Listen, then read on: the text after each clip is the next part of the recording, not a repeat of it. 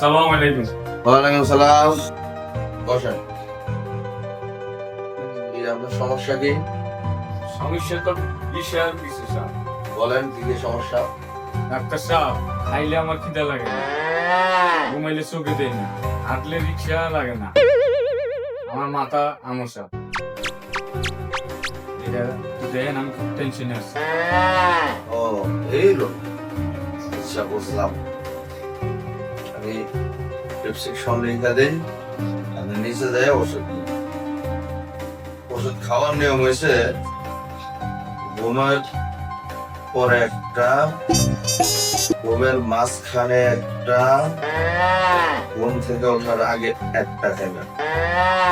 টানা 1 সপ্তাহ কন্টিনিউ খাইতে থাকবেন, একদিনও মিস দিবেন না। তারপরে যদি ঠিক না হন আবার আসবেন। আশা করি ঠিক হয়ে যাবো। নেক্সট